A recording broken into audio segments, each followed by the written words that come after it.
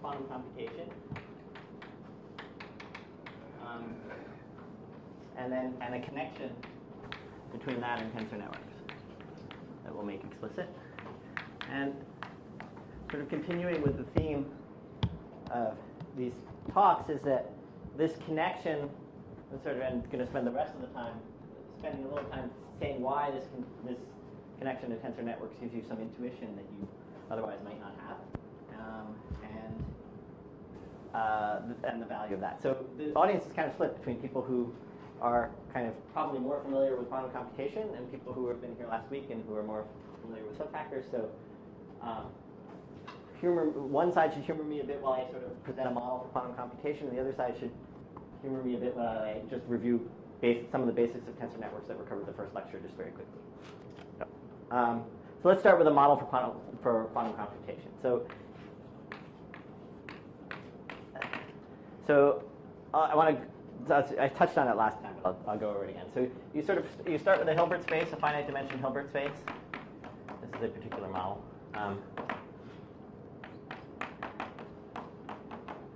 Of some dimension k. And that's going to correspond in the tensor network setup to the number of colors that we were labeling, the number of labels on an edge. And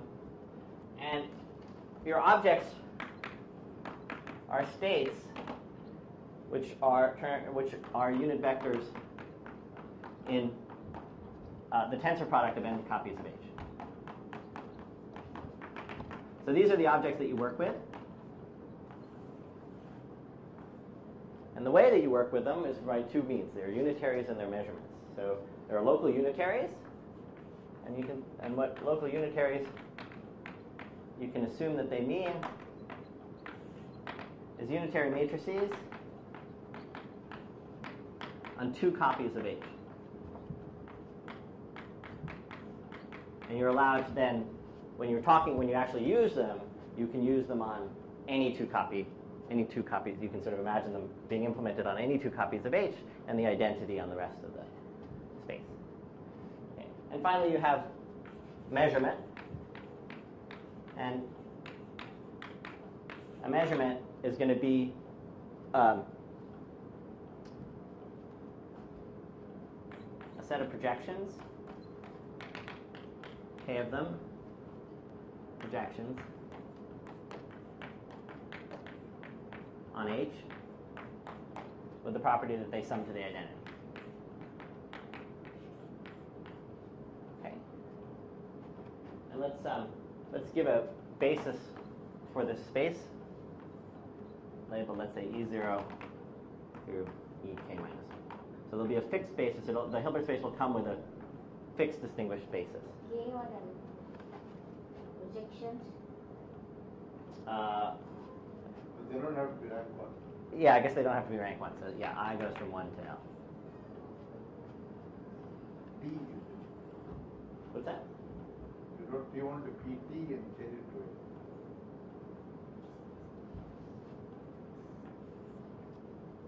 Sorry. Okay, so here are the ingredients for the model, and then so what is it? What's the model of what a quantum computer is going to do?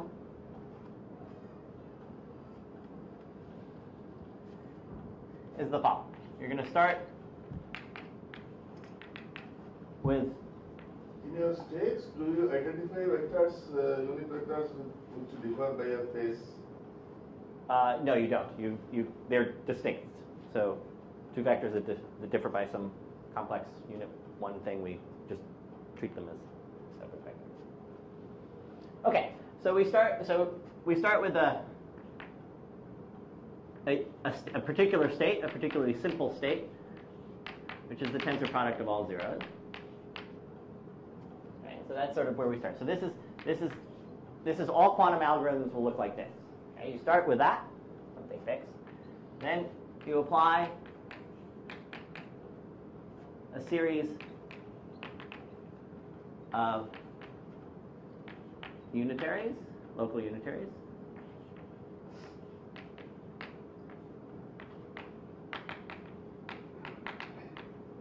Let's call them maybe U1 up to ut, and okay, so let's continue.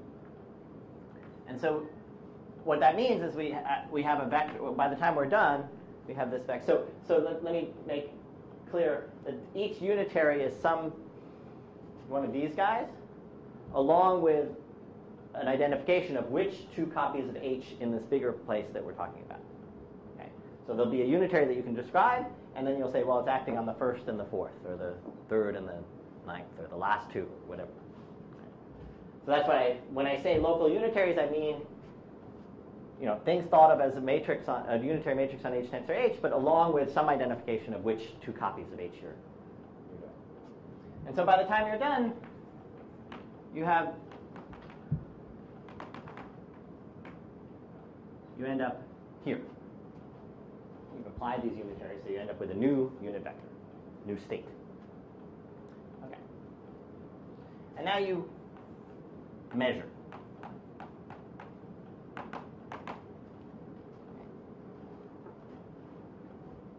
And so measure involves you have a measurement, okay? And the outcome of your measurement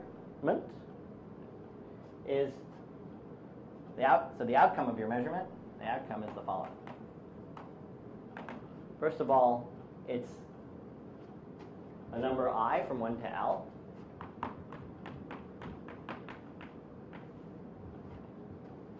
Along with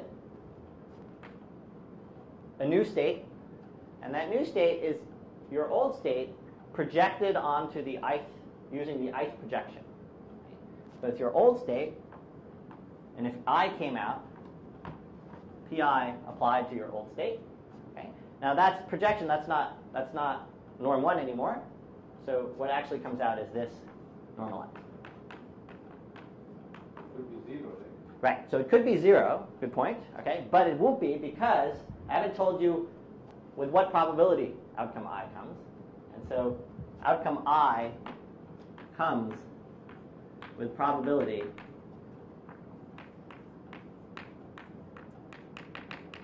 exactly the norm squared of this, the norm squared of the projection. So in particular, to answer Sundar's question, if in fact if in fact W doesn't have any component in the ith projection, you will never see I. Almost. What's that? Almost never. You will not see. You won't see it. No, completely you will not see it. Now, probability zero does not mean that it is impossible. In this case, it does. This is a finite probability distribution. So in this case. Okay.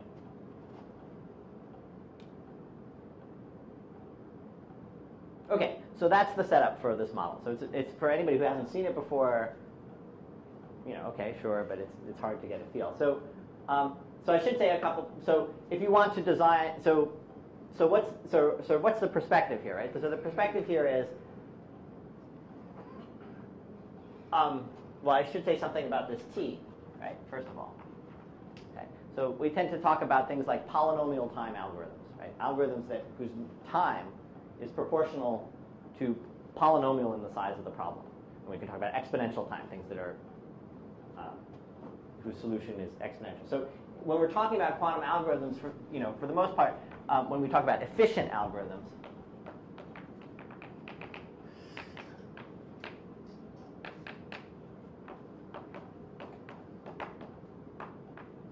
okay, what we mean is that T is polynomial in n. Okay, so as the size of the problem grows, the amount of time it takes is polynomial in n, which is a sort of reasonable amount of time to imagine. What's that? What is n? N is the number of copies of H. Okay, so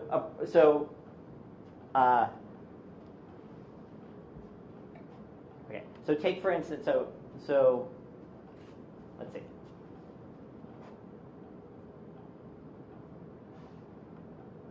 I'm trying to think of an example. Okay, so maybe I can even just do the following, right? Which is I'm trying to figure out where to go from here. Okay, so one question is, so one question you might have is this model, how does this model compare in terms of what it can do relative to the Turing machine model, or the model of what we already have, right? We already have very efficient regular computers with, on chips. So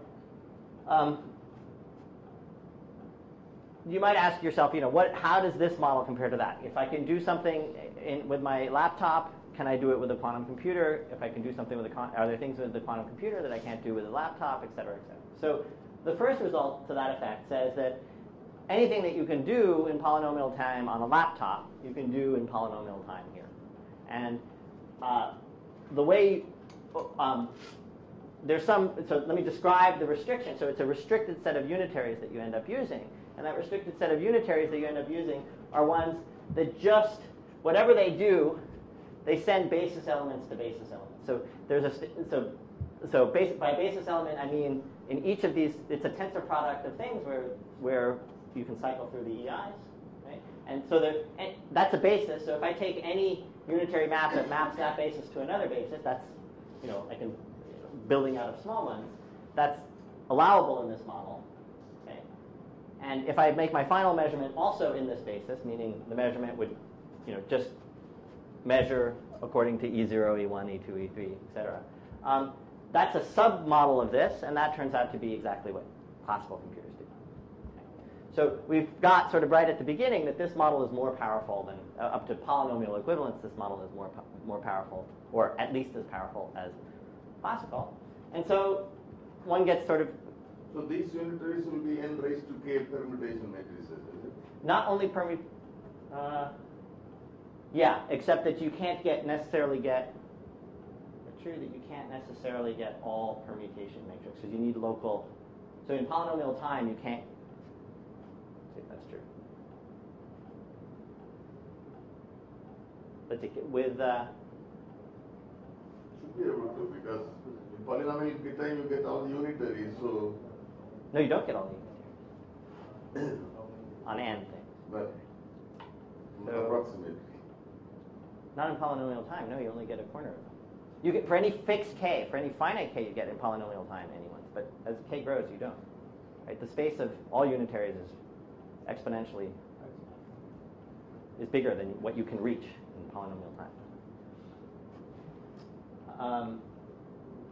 But let's see. So how many transpositions do you need to describe a permutation of n things? That I think you only need n into n plus 1. Yeah, okay, all right. So then we're okay. So all permutations, so we're okay.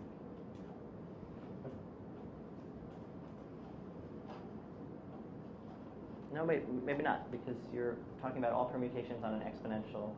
So you're saying if the size of the permutation is n. Anything in Sn can be written as product of n choose 2 product transpositions. But that will not be enough. That will be exponential. That will be exponential. It has to be. If the dimension grows as k power n, you want the thing to grow as polynomial in n, not polynomial in k power n. Yeah, so that's not going to be enough, right? So.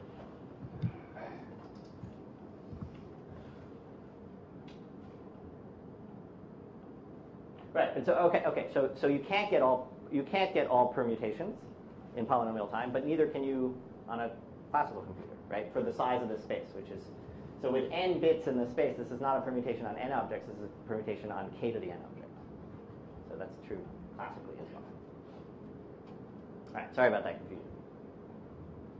So, but the statement still remains the case, which is that the permutation matrices that you can get classically in polynomial time are this. Also, you can get. Sorry, let me understand. You want polynomial in n or polynomial in k to the n? So the number of permutations here, right? I understand. Yeah. So polynomial in k to the n. But for efficiency, you want polynomial in k to the n. Right? No. In efficiency, you want polynomial in n. Sorry.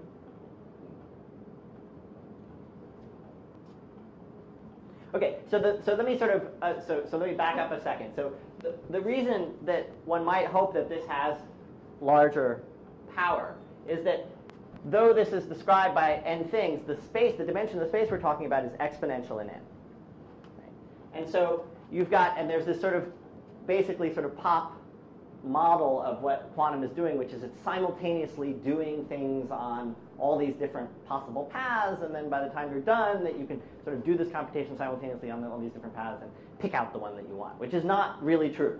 But it is true that that the size of the space that you're talking about is very, very large. It's exponential. Right? It's not a size of space that you can work on with a regular computer as it stands. The reason you can't pick things out is something that I want to sort of stress here, which is, and I want to say it again, I said it last time, is you can't see W. Okay? Just because you've got W doesn't mean you can see it. The only way in which you can see aspects of it is by performing a measurement. And so what you end up is getting some sort of view of W as it breaks up into some finite number of spaces. Right? And you don't get a complete view of that in the sense that I don't get to measure this probability exactly. And all I get to do is make a measurement, and it'll come somewhere or it'll come somewhere else. Okay, so this model, so the model, it includes anything that you can do with a regular computer. Right? And here's the reason why there is so much money being poured into it, or was poured into quantum and various other things, which was in about, I think, 95 or sometime like that.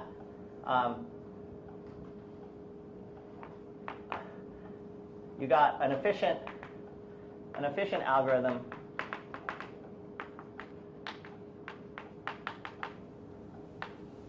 for factoring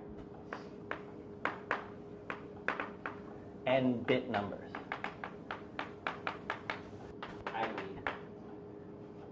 A number between 1 and k to the n. Okay, so you can take a number that you can describe in n bits, so there are k to the n such numbers, and you can factor it in time proportional to the number of digits in the number. Okay, so you have an n-digit number, you can factor it in polynomial time in the number of digits. So as perhaps you know, or if you think about it very briefly, if I want to multiply two numbers together, right, and the n-digit numbers, that's something that I can do in time clearly that's polynomial in n, right? So multiplication is just a bunch of simple multiplications plus a bunch of additions, right? And so those simple, how many, there are n numbers here, there are n numbers here. If you're trying to multiply them together, that's n squared multiplications, and then maybe you have another n squared additions of n digits, but however way you want to do it, you're going to be polynomial in n in terms of what you need to do. So multiplication is easy, right?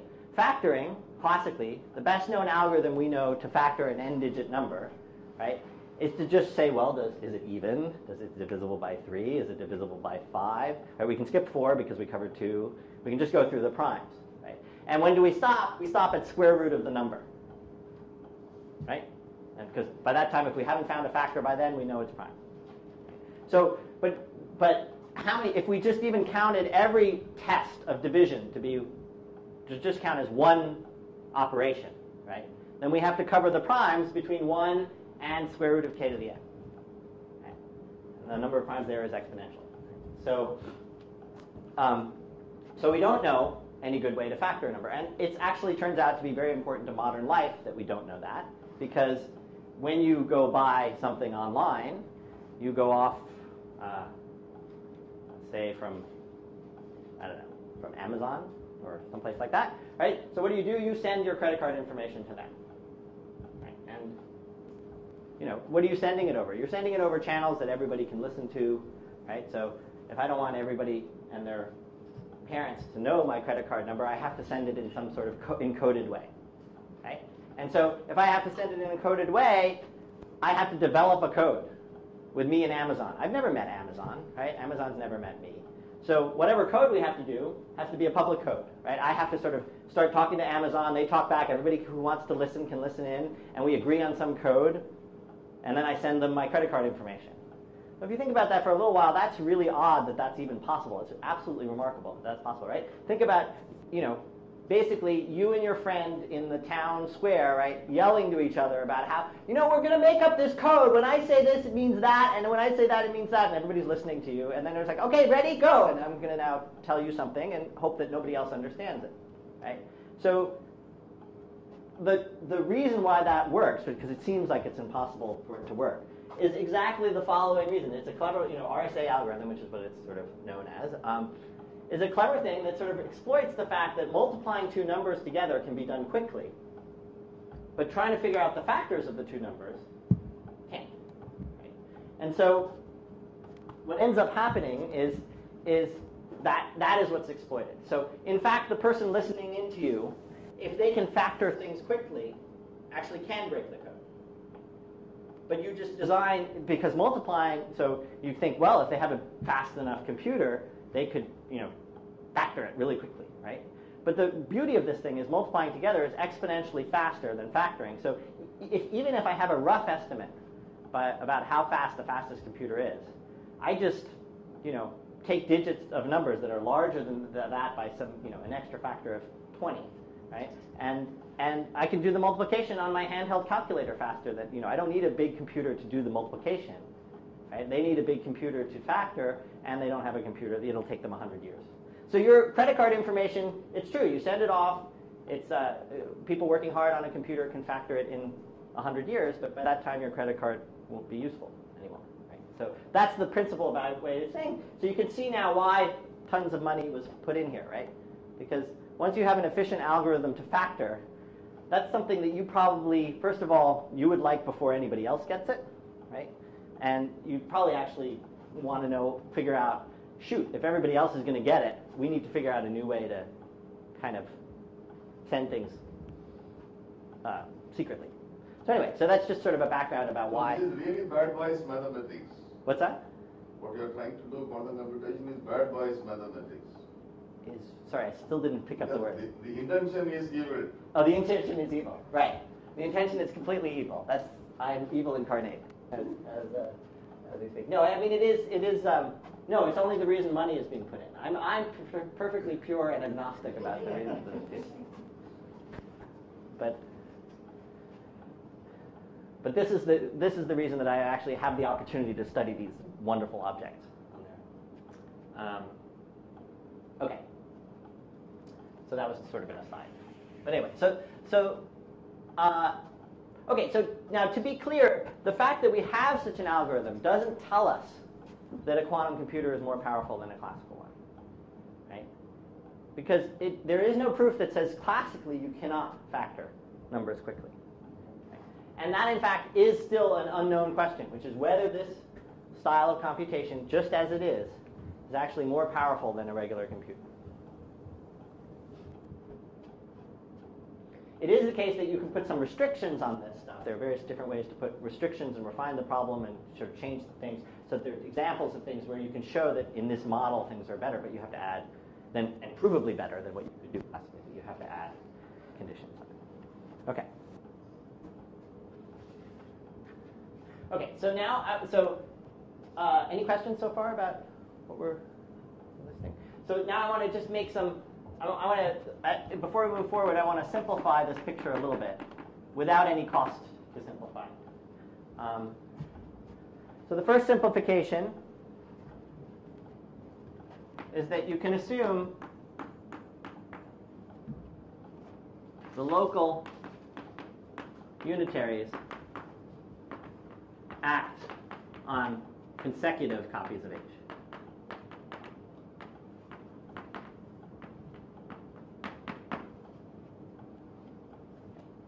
So whereas before we could say we take a unitary and it could be, let's say, acting the worst, the farthest apart they would be part of it acts on the first copy of H and part of it acts on the last copy of H. I'm now saying that you can assume that all your unitaries act on, either this and this, or this and this, or this and this, etc. And now you probably can see it very quickly. What do I need to do this, right? If I have something acting on that, I can have a unitary map that switches these two, right? So what do is instead of I realize acting like this as a product of 2n plus 1 things, which is I switch this, I switch this, I switch this, I switch this, I switch this until they're neighbors, right?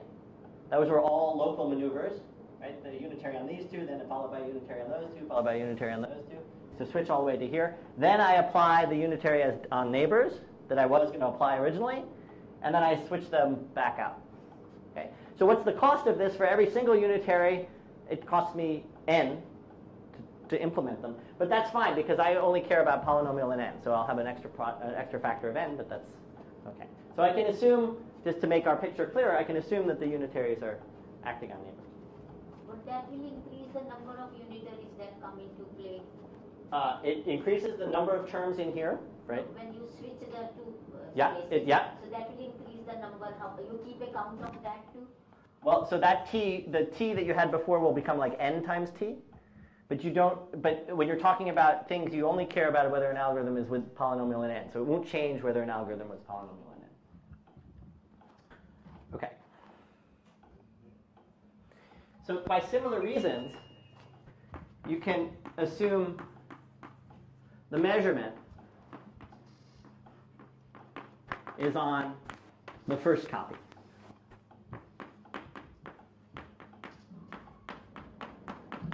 Right? Because what do you do if it was on some other copy is you just use that same sort of unitary to flip it over to the first one and then apply it on the first one.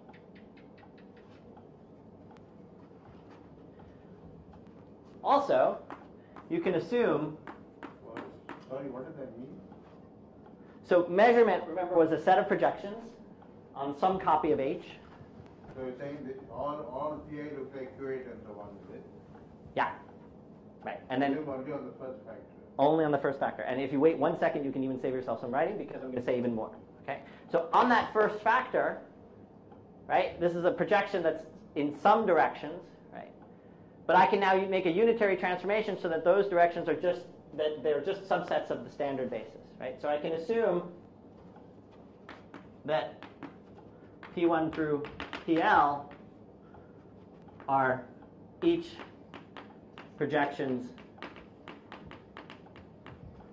onto subsets, the span of subsets of E0, E1, etc. Ek minus 1. So what I mean by that is, right, in general, we have a k-dimensional space, and we're talking about projections in that space. But I can, by unitary transformation, those projections I can map onto a space where they're diagonal in the basis E1. So maybe that's another way to say it. Each pi is diagonal in this basis, in basis E0 through Ek minus 1. Okay? And why can I do that? Because I can rewrite any projection as, I can do a unitary transformation of the projection. I can map P1 to UP. Sorry, I can define a Q1 to be U P1, or Qi to be UPI, U inverse, or U star, where Qi's are in the standard basis, and now just by to apply Qi, right? I just apply. So this says that.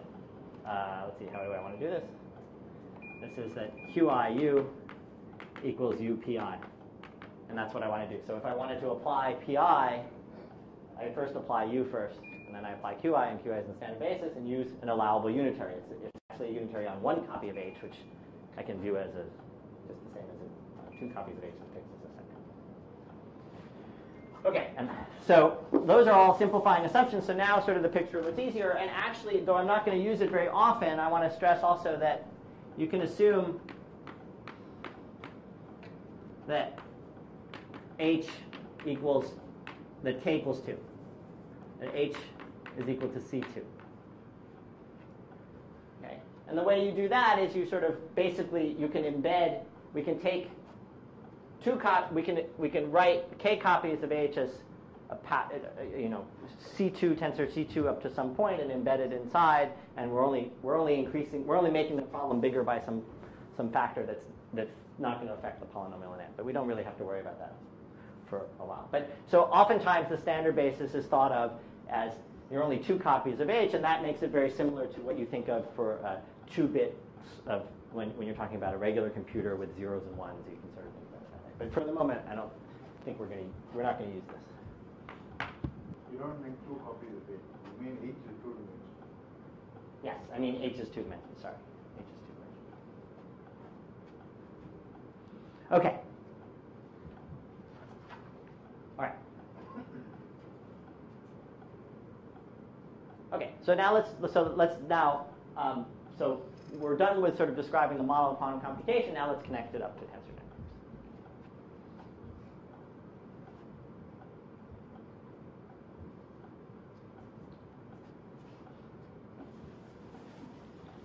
So I can draw a picture of a quantum circuit now with these assumptions. Let me show you what that looks like.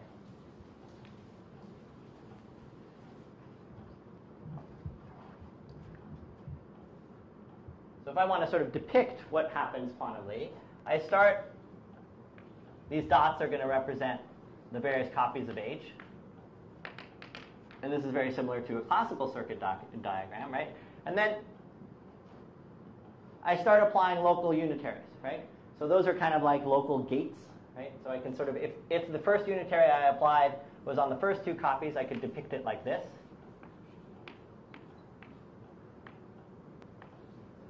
And maybe the next copy, well, let me draw a very small circuit. How about? Maybe the next unitary that I apply is on the last two gates.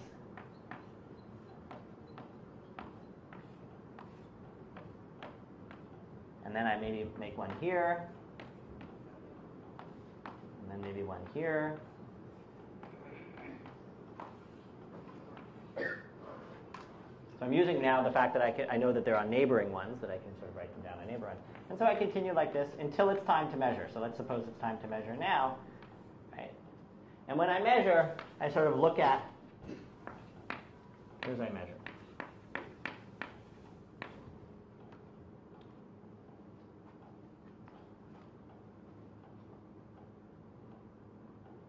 Okay. So now let me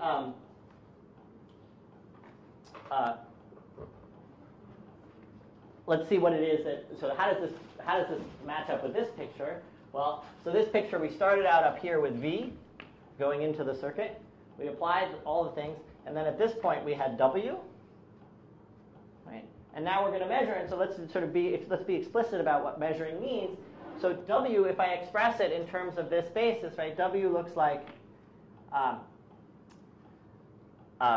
lambda 0 times E0 tensor W0 plus, I'm just going to expand it in the basis of the first coordinate, right? Plus lambda 1 E1 tensor W1, some vector in the rest, plus lambda 2 E2 tensor W2, etc.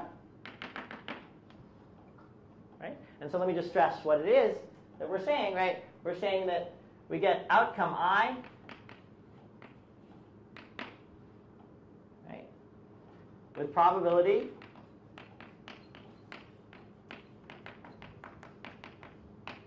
somebody tell me? So again, so now our measurements, I'm going to say PI is going to be, let's say, projection onto the ith coefficient. Okay, so I'm going to imagine that the number of projections here in the measurement is just the full basis number of bases, so it's all k of them.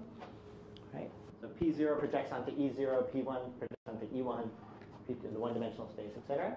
So PI, right? So what's outcome I will come with what probability? Well, let's try to sort this out, right?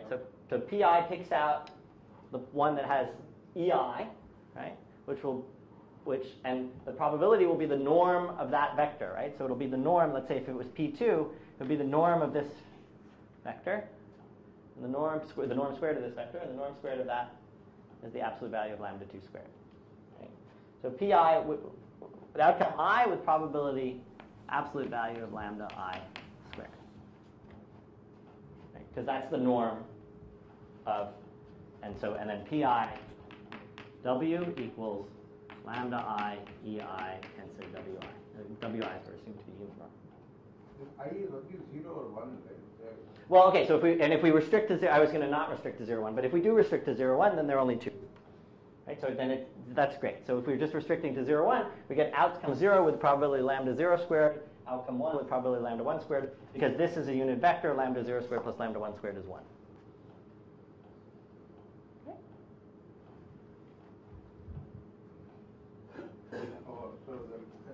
WI is a unit vector. Yeah, Wi's are unit vector. Yeah, I pulled out the non-unit part in terms of lambda. Yeah, so the WI, norm of WI. Okay.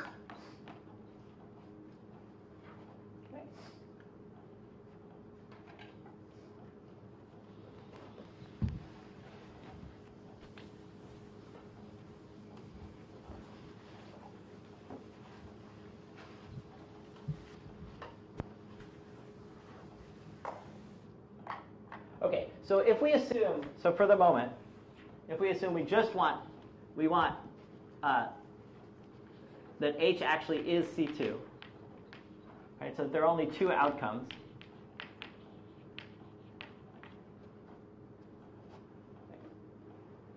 Then the real information that's coming out of this problem is lambda I squared. Is really an estimation for lambda 0 squared.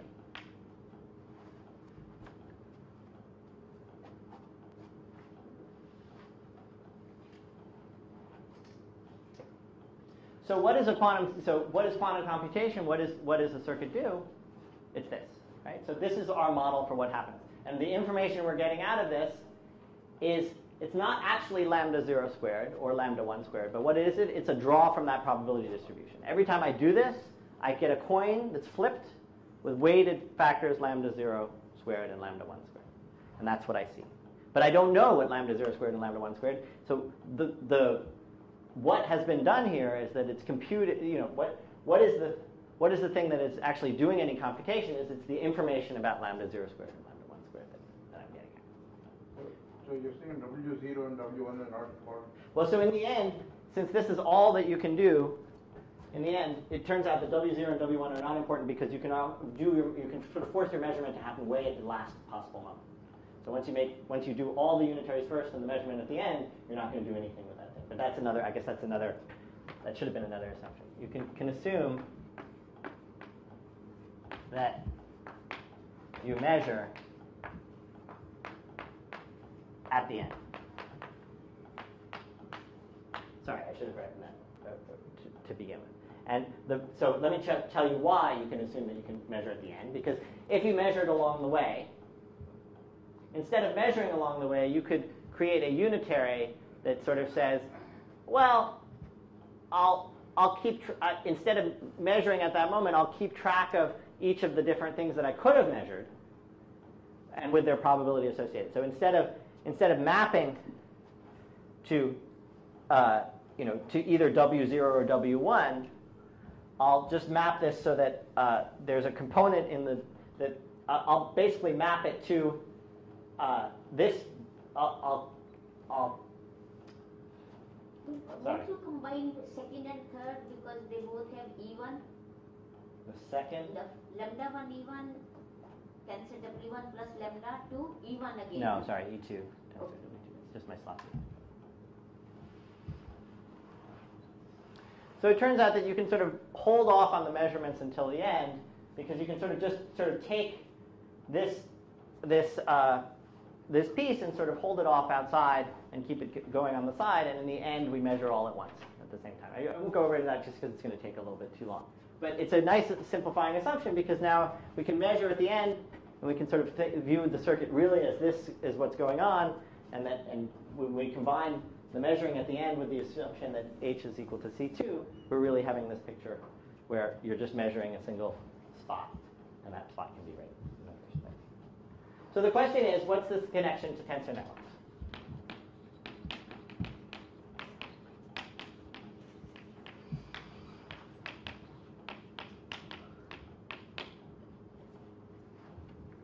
Okay. So that's the question. So how can we connect up? So for those who've been at the tensor networks thing, and for who's been sitting through this planar algebra stuff, right? These pictures aren't unfamiliar as pictures. I mean, they're a little bit different, but they're not that unfamiliar, right?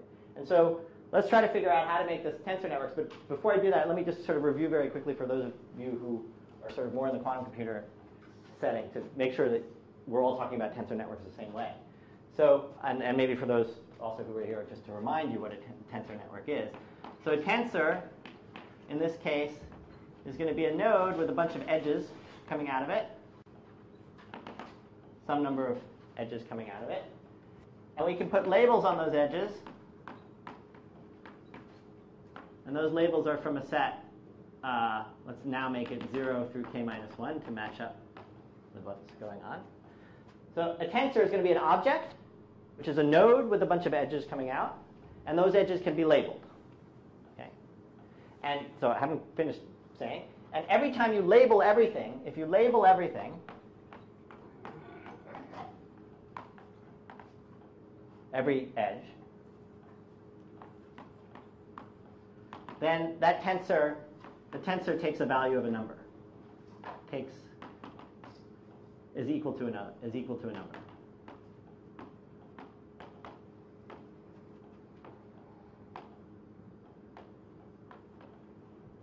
Okay, so for instance, if this tensor was, let's say, m, and suppose I label 0, 1, 1, 2, 4, then m with these labels on it should be a number.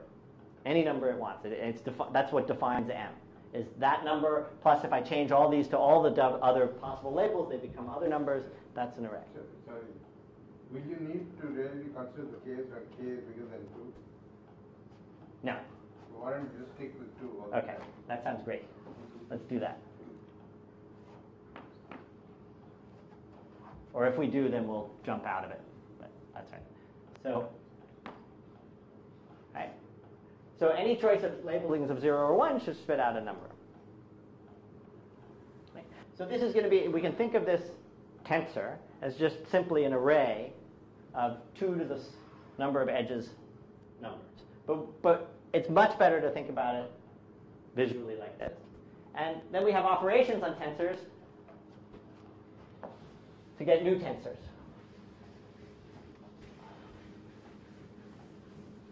And I guess I'll just jump for the moment. Well, I should say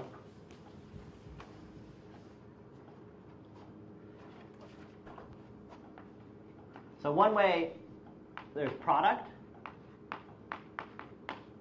which is when you stick 2 tensors one next to each other. Okay? And so I have to tell you what this picture means. And this picture, so we'll call this a 1, 2, 3, 4, 5. We'll call this a 5 tensor. Okay? A tensor will be, the number of edges around it will be this number. So this is going to be a product of a 1, 2, 3 tensor with a 1, 2, 3, 4 tensor. And what we think about that is, you just draw a big dotted thing, and imagine the dotted part is just a big blob, and then you've got 7 edges coming out. Right? So this is going to be a 7 tensor. And if it's going to be a 7 tensor, I have to tell you what its value is related to what its value of the n and m is. And so let me just tell you by example, if I label all the edges,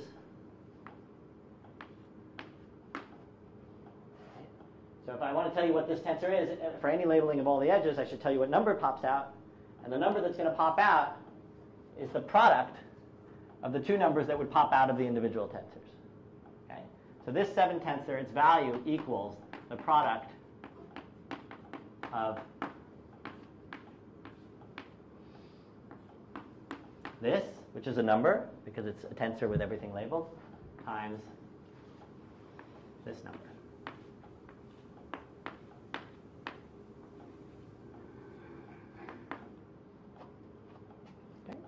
So that's product. So you can see how you can take 2 tensors and create another one. And then there's contraction, which is another picture I can draw. And that's if I take 2 tensors, n and m, and I decide to join 2 edges together. So this is a new picture. Okay. Now if I then do the thing that I like to do, which is to draw a dotted line to surround everything so that the edges that are free still come out. So if you picture this going on now, how many free edges are there on the outside? 1, 2, 3, 4, 5. So this is going to be a 5 tensor. And I have to tell you what it is. Okay. And what it is I label all these outside edges. If I label all these outside edges, it should be a number. So let me give you an example here. Right? Right? So I've labeled all the outside edges. I should come out with a number. What's the number I come out with? I'm going to sum over internal labelings. What does internal labelings mean? Internal labelings means how the different ways that I can. This is an internal edge because it's joined up to tensors on both sides. Okay? And I'm going to sum over all the possible labelings of that. So now we're down to n equals 2, so that's very easy, right? I can label this by a 0, or I can label it by a 1. If I label it by a 0, now each tensor has all the things labeled around it. Okay? So when I label it by a 0, I take the product of n 0, 0, 1 times m of 0, 0, 0, 1. But I add that to the other possible labeling of the middle, which is 1. And so now I write down the same thing. Well, maybe I should just write. This is n. The outside labels are the same, but this labeling now changed to a 1 times m 0, 0, 1, 1. And now I should get rid of the sum. Yeah, I should get rid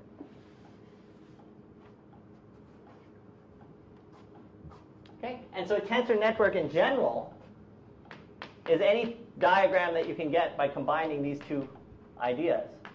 And if you think about what that means, right, that means you've got a bunch of edges and a bunch of nodes with different labels, and some of them are connected up. Some of them aren't. Pictures like this, something like that. So say with some free edges, so M, P, Q, R, S, let's say. So this would be an example of, it's a network. In the end, it's a 2 tensor because there are only 2 free edges. And its value is given by summing now over all possible labelings of all the internal edges, of which there are a lot now, right? This is an internal edge, this is an internal edge. So is that, so is that, so is that, so is that. So it's a sum of, how many terms? It would be 2 to the power of 1, 2, 3, 4, 5, 6, 7. So it's 2 to the 7th terms, right, of a product sum. And for each possible labeling of those 2 to the 7th internal labelings, right, then I get, and a fixed external labeling, I get a product of all these values. So, and the reason that this is sort of a helpful diagram is, so just again to summarize various things, is that there are certain special pictures. So, well, I guess before I draw the special pictures, I first have to say there are several interpretations of a tensor.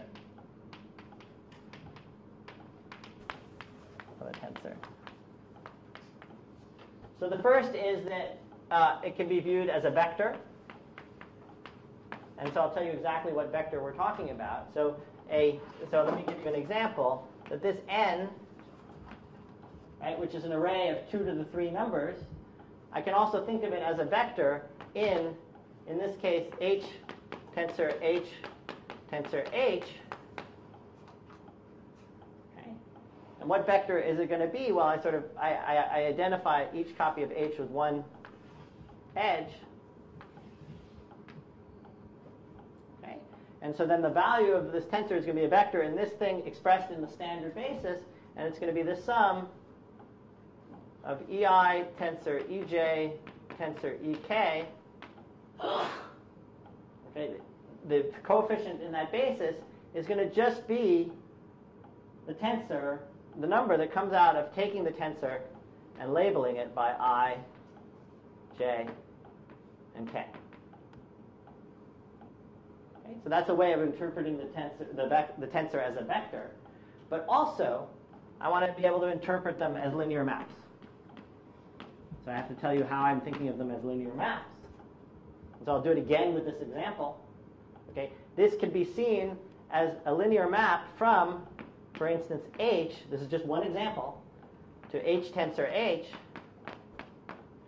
So to do that, I again have to sort of, so let me copy down n again, and I'll say what I mean. Oh wait, can everybody see from here? Okay, so I'll identify there's one copy of h to each edge. Let's say these two copies go to here and here. Okay, so it'll be, well, I'm going to think of it as a map from h to h tensor h. And the way it's going to be a map is I'm going to define how it sends. So I'll call that map n, and I'll send. I'll tell you what it does on a basis. So on the basis element ei, it's going to send it to some linear combination of ej tensor ek. And I bet now you can guess what linear combination I'm going to do, right? Which is that it's going to be n I j k summed over I and j. Summed over j and k. Okay? And, there's nothing special about this to this tensor this, right? I could think about it as this to this tensor that by writing down a different linear map, etc.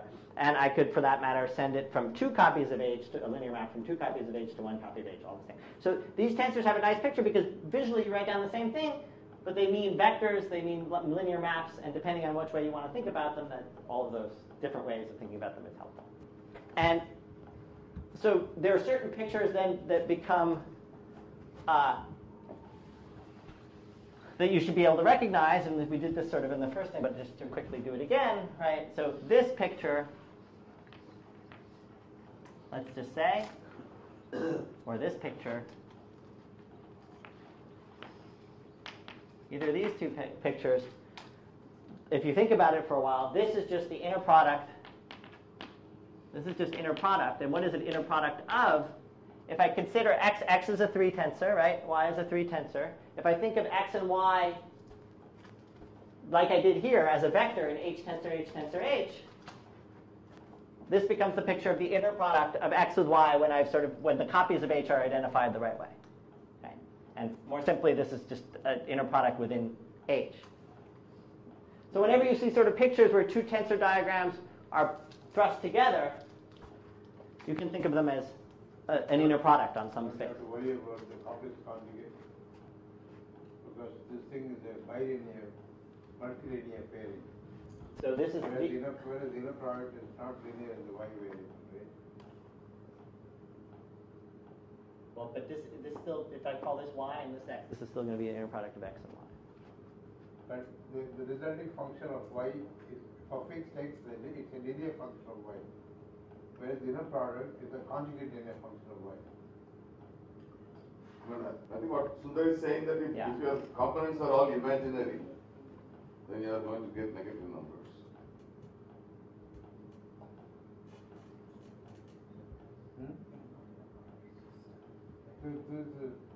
Okay, sorry. So it's this, right? It's a bilinear pairing. Yeah, it's a bilinear pairing that happens to be that. Right? Is that right? I can write it that way? So this is, though this function is, yeah? So if you mean summation xi yi, that's what I mean. then I'm fine. Okay. It is not the inner product. The inner product is summation xi Xi. bar. Okay, you're right. Okay, so let's pretend we're on the reals for now. Okay. But after h equals c2. Okay, but let's not pretend we're on the reals. Let's see. How about I do this? Is that all right? That it's equal to x inner product y bar? Right. Phew. Okay, so that's, regardless, when you see things that are all stuck together like that, that's almost inner product, let's say. Right? With a little fiddling, we can make it inner product.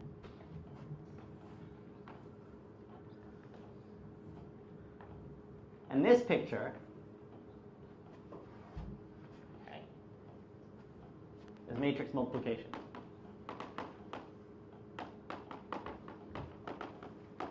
Or linear map composition.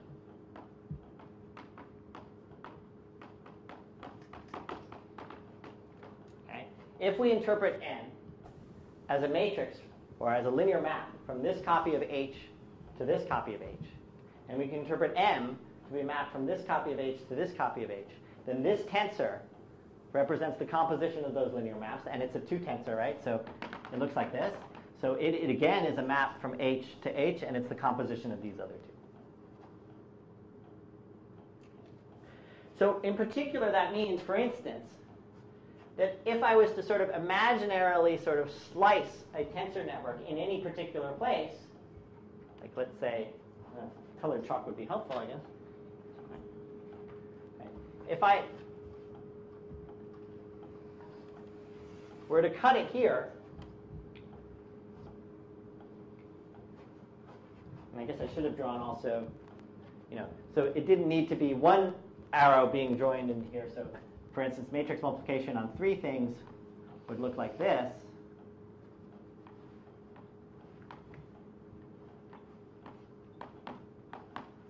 Right. And linear map composition, for instance, you could have the linear maps from 1 to 2 things, and then another linear map from 2 to 1 thing, or 2 to 2 things, let's say. This would also be an example of composition, right? A map from H to H tensor H, and then followed up by another map. So these types of pictures, for instance, right?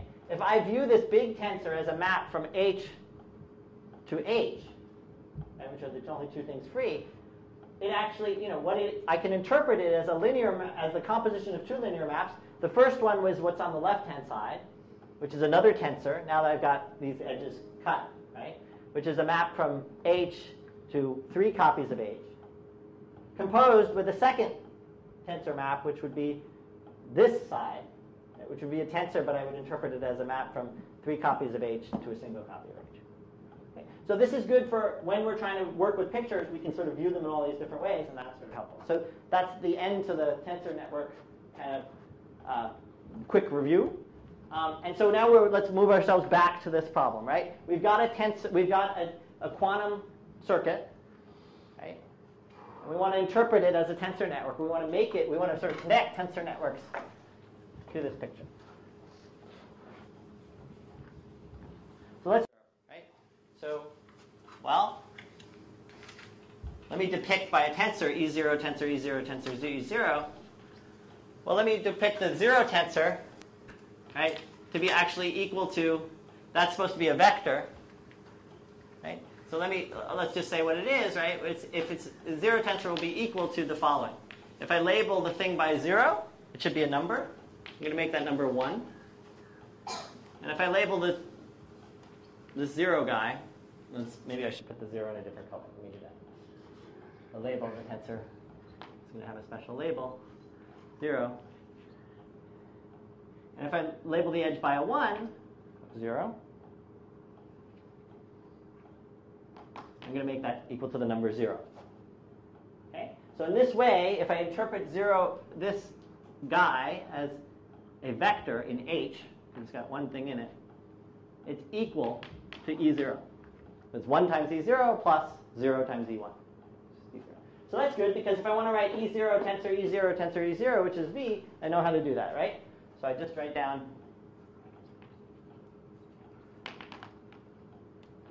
I just label them all by zeros. Okay, so now I've got my V. Now I want to apply this unitary U1. Okay, unitary is just a linear map, right? So I can just draw that as a tensor with 4 edges, 2 coming in and 2 coming out. I'll call that U1. And then I can just sort of continue like this, right? So, I don't know, what happens next? There's 1, 2, 3, 4, I guess there are only 5 of them.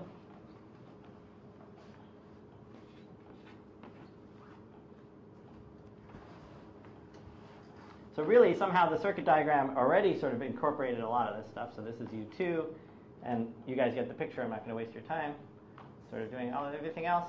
So just imagine that we've gone down to the end. Right? So we're now down here. Now what is this thing down here? Well, if I circle around that, it's a 5 tensor, right?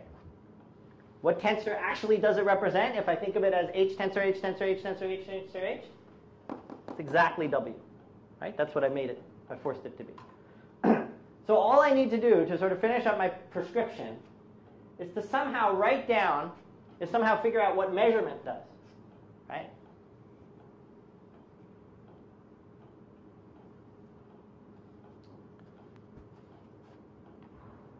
Right? So measurement involves putting a projection, right? It's sort of one of two possible projections onto, if we're thinking of it in two things, onto the first coordinate. And what do we want to do with that projection? Well, let's just see what, maybe the best way to do it is just try out and see what happens, okay? So let's figure out what happens if we project onto the 0 coordinate. So first of all, how do we denote that? Right? So we want to pull out just the piece of the vector that's in the direction of E0. Right? Can anybody see how to do that what kind of tensor I want to put there? So one way to do it, right? What's that? Put a 0 there. Put a 0 there. Okay. Let's put a 0 here. If we put a 0 here, right, what does this mean? This is like inner producting just the first coordinate, or just the first copy of H, with E0. Right? So if I have W to be this expanded thing out here, if I stick a 0 there, what am I going to end up with? I'm going to end up with lambda 0 bar. No, because that was the one going in this direction. Right? This is W inner product with E0, so it's okay. Lambda 0. So I end up with lambda 0 times, I've got a tensor in one less number of h's. What tensor is that? That's W0. Right? Okay. But that's not what I want, right? What did I want? I wanted lambda 0 out of this thing, or lambda 0 squared. How do I get lambda 0 squared? Well, lambda 0 squared is the norm of this, right? So I've got a vector, and I want its norm, squared. So what do? I inner product it with itself. How do I inner product with itself? Well, I don't inner product with itself, I inner product with its conjugate, right? But what I need to do is take the same picture, pick it up, turn it upside down, and then make sure I've got all the conjugates right. Okay? And then stick it on the end. Right? And then I'll have a picture, I'll have a tensor network picture. Okay? And how big is that tensor network picture? It's only just twice the size of this picture. Right? And the output of that, the number associated, and it'll have no free edges left. So let me just sort of draw quickly what this one looks like. Right? So if you imagine that the circuit part is just encoded inside here, you've just got it inside here. We started with a bunch of zeros out here. Let me do it this way. And then I put 1 0 down here. And then I took the whole picture and I turned it over and picked it upside down. And these are all unitaries, so I can actually just bar them to sort of get everything right. And I have out here, again, all zeros. And I have here, here is a 0, again, from the reflected. So this tensor, so now this has no, all these things, there's no free edges anymore. Right? The value of this is lambda naught squared, absolute value. Okay. So what do we have so far? Right? We have any quantum circuit, the probabilities associated to the outcome of a measurement of any quantum circuit can be encoded by a tensor network via this process. Now, what is it that I can get? So let's go back to the quantum circuit.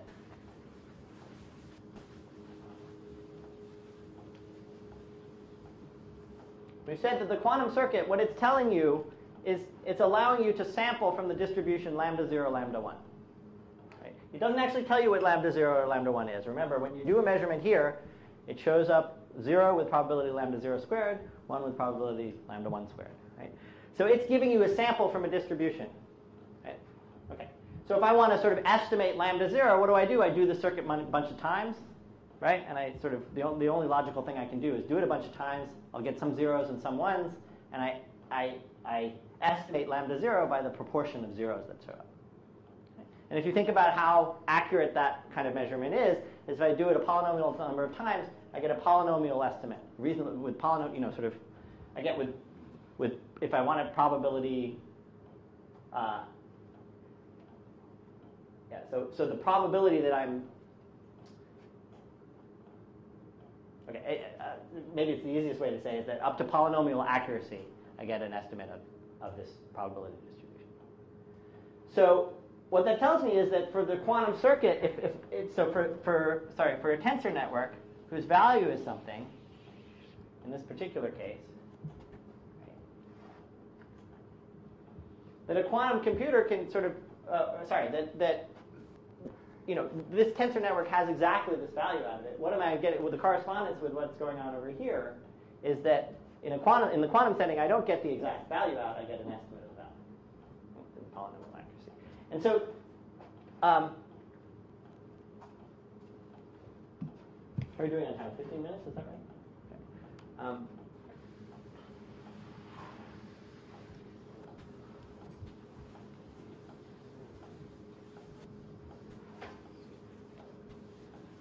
So the natural question is, if I'm trying to make this connection, so far I made the connection that a quantum circuit can be turned into a tensor network whose value is what I want, is what I'm trying to estimate. Right? So the opposite the opposite question holds, right? Suppose I have a tensor network, and I want to estimate its value. Can I do that with a quantum algorithm? Does that make sense? So here we have we say, okay, any quantum computation can be turned into a tensor network whose value is the value that I want to get out of the quantum circuit. But an opposite question could be asked, which is, suppose I give you a tensor network in general, not one that's nicely of this form, but just a tensor network in general whose value is some number. Right? Can I estimate this value? By network now you mean something I mean, sorry. By tensor network now, I mean one where all the edges are closed off, so a zero tensor. Okay. So that's the question now, right? So far, okay. So let me maybe for those of you who are right. So we've just shown that tensor networks can compute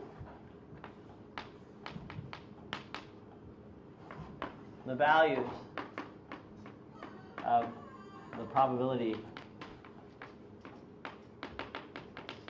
distribution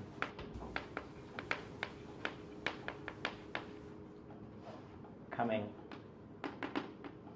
from a quantum circuit. Right. What about the other way around?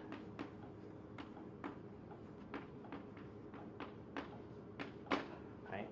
So the other way around is I have a tensor network whose value is something. I want to sort of implement this by a quantum computer. So I'm going to just sort of let me try to use a picture of it.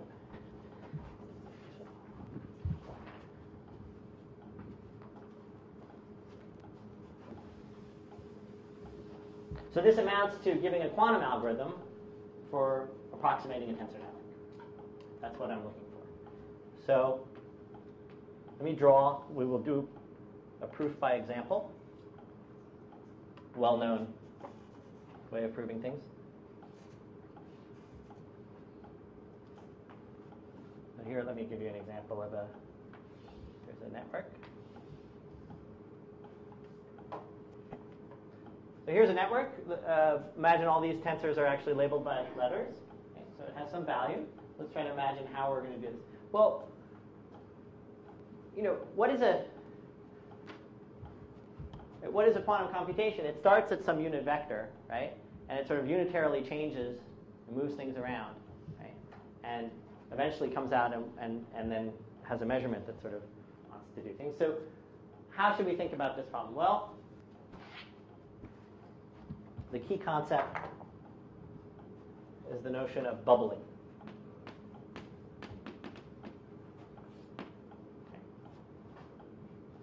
And so what is bubbling?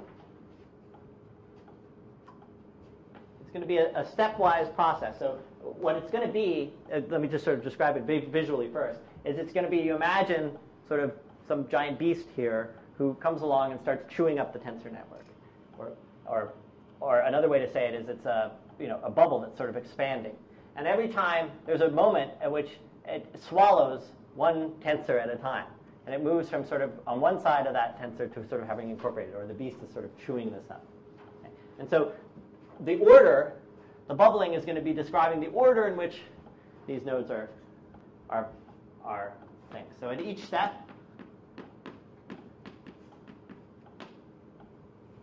one more vertex is swallowed.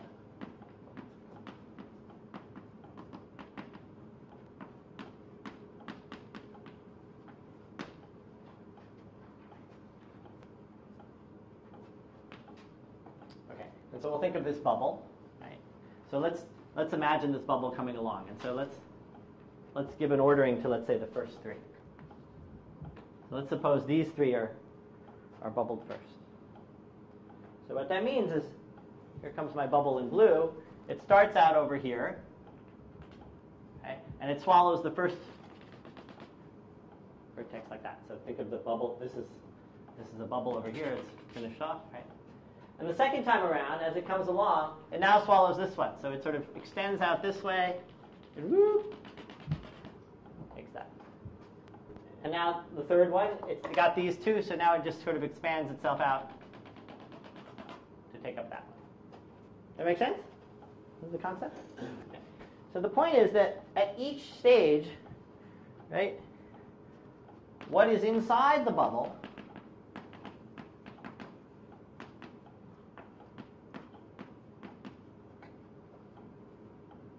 is a tensor with free edges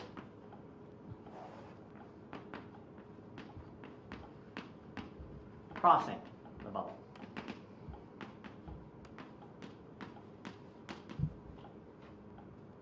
Right? So if I think about just after the first one, here's a tensor with two free edges. Okay? Okay? And then once I think about the second one, what have I got? Everything that's inside is these two nodes, and there's 1, 2, 3, 4 things coming out. Okay? And then after the third one, there's 1, 2, 3, 4, 5 free edges. Okay? So each time I go along, what's inside is a different vector. It's a different tensor, which I'm going to interpret as a vector. Okay? So as I started out, I have a vector in H tensor H, and then I got a vector in H tensor H tensor H tensor H, and then I got a vector in whatever, etc. And the idea is that the quantum simulation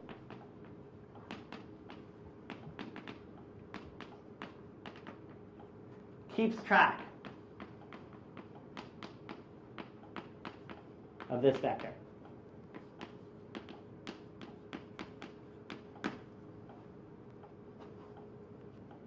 Okay, so that's the program. That's how we're going to try to do this. Now, we'd be fine, right, if we could design a map from here to here that was unitary when we swallowed each time. And from here to here, that a map, if we could see that this transition from here to that vector there was unitary. Then we could just sort of imagine it as a circuit, right, where we're sort of building these unitaries. But they're not unitary maps, right? They don't need to be unitary maps. Okay. So we need to sort of figure out a way of taking an arbitrary linear map, right, and making it look like a unitary. So we can't do this in general, but here's what we can do.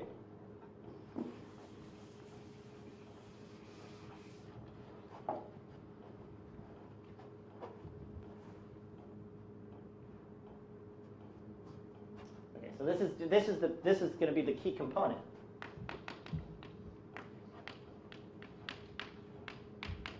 Okay, it's suppose we start with a linear map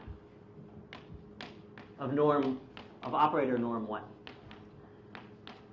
Okay, largest eigenvalue is 1, or absolute value 1.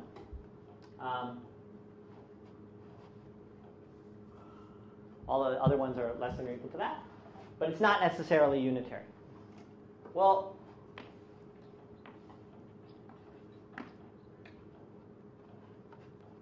this matrix, on the other hand, which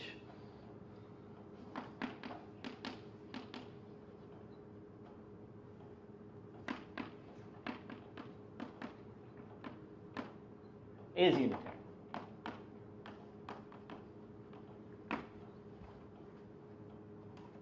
Okay, so this is akin to this you know. Okay, you know in some other form. You know in 2 dimensions, right? Which is that you can if you want to design, right? If you want to design a rotation, if I ask you for a unitary map whose first or a 2 by 2 unitary whose first entry was some number less than 1.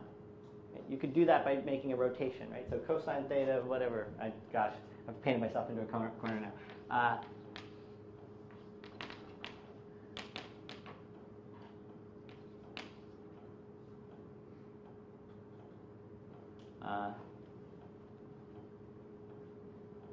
No, this is not right.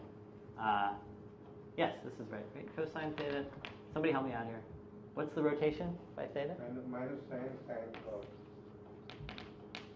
Another cosine? Yeah. Okay, and so if you call this x, this becomes square root of 1 minus x squared. This becomes minus square root of 1 minus x squared.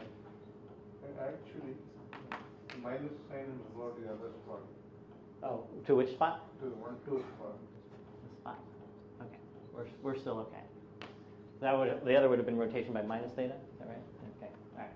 Anyway, so this prescription, right? So this is your normal rotation, and you can see a very similarity between what's going on here and what's going on here. And it's the exact same thing. You can just kind of do it. But it sort of says if I wanted to create a unitary matrix whose top left entry was some number between minus 1 and 1, real, then I could construct it using this construction. And just in general, this is the complex version and the matrix version of this construction. Okay. So instead of having instead of implementing A, I could implement this thing, right? So instead of A on some vector space V, right, I can implement. So you want norm less than or equal to 1? Less than or equal to 1. Norm 1, norm less than or equal to 1. Okay? So instead of A, what I produced is an A hat from V tensor C2 to V tensor C2. Okay? So that if I just look at what's going on the E0 copy, on the top left coordinate, what's being implemented is A. Yeah? Okay. So now with that in hand, yeah, I can squeeze this in and then we can pick up the next time. With that in hand, let me say what we do for our quantum algorithm to try to approximate a tensor network. Okay, so first we pick a bubbling.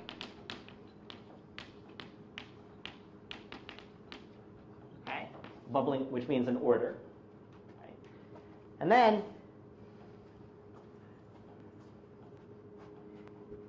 each time that I go over one of these things, right, I can think of each of these tensors as a linear map from what I had before to what I had after.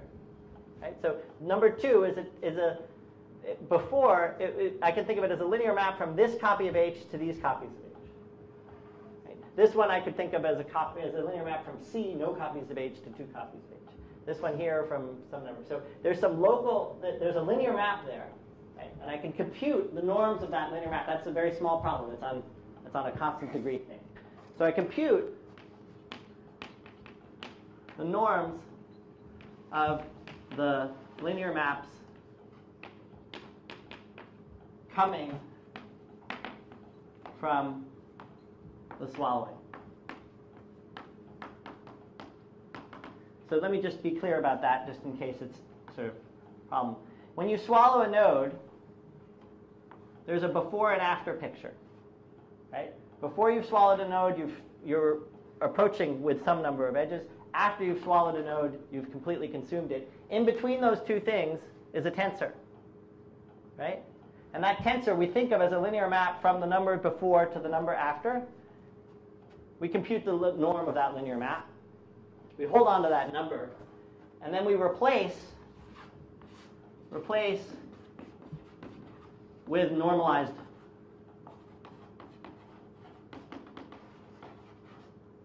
tensor. So what do I mean by that? I mean compute the norm of this. Let's suppose it's 15, and now replace this tensor by this tensor over 15. Every number is replaced by that number over 15, and you keep separately the. So by the time you're through with this, right? Now what do you have? Now when you're sweeping across, right? Each of your linear maps that you're seeing are of norm 1. Okay? They're not unitary, but they're linear. So now what do? Is on my computer, I replace each linear map by this unitary map. Okay? And by doing so, I expand the Hilbert space I add an extra copy of H to the Hilbert space that I'm working on. Right? So I do that. And so by the time I'm done, right? By the time I'm finished everything, I know I have a number out here. Right? Plus many copies of H, those copies of H that I sort of had to introduce. Right? So by the time I'm done, when done, implementing, so I'm going quickly, but I'll slow down the next time. Right? So but when done, just to give you the punchline so you don't leave, what I end up is these copies of C2 that I've gotten, right? Each time that I had to make this transformation, I introduced a new copy of C2. And the point is, and that's it, because by the time I'm finished sweeping through the network, I have no strands left, right? I have no free strands left. So that means the network represents a number. So I have a vector on C2 tensor C2, but the important thing is that the E0 tensor E0 tensor E0 component of this vector, let's figure out what that is. Okay? So if it was each time E0, if I look at all those E0s, right, what did that mean? That meant restricting to the top left corner every time I did this unitary map. And so what it ended up meaning is that I actually applied the product of the linear operators that I wanted to apply. So what do I do at this point now? I just measure. And with probability proportional to the square of this, right, the probability proportional to, let's see, how did I get this right? Yeah. Okay, so I'll finish it up next time. But with probability proportional to this calculation, right, I'm going to see E0, 0, 0. So I'm measuring and seeing, I'm pulling out the number or the value of the tensor network when I see. So if I want to approximate the value of the tensor network, I do this a bunch of times. And I see how many times I come up with all zeros. And that's an approximation for the value of this tensor network. All right, so let me continue that. There's something I glossed over there which I should sort of fix. And so, but there's nothing like keeping someone over time, so I'm sorry. Stop there. So these numbers you use to normalize, you will keep account of. Oh yeah, right. Sorry. So yeah, good point. So I forgot about that part. So actually, right. So I'm going to get an estimate for not the actual tensor network, but I'm going to get an estimate for the normalized version of that tensor network, right? That tensor network divided by all these numbers. Right? So now I have to that estimate I have to multiply by all those numbers, and so that actually is going to very much affect the and we'll talk about it next time, the level of approximation I have. Because I blow up any level of approximation I now blow up by this factor. So we'll sort of cover that next time.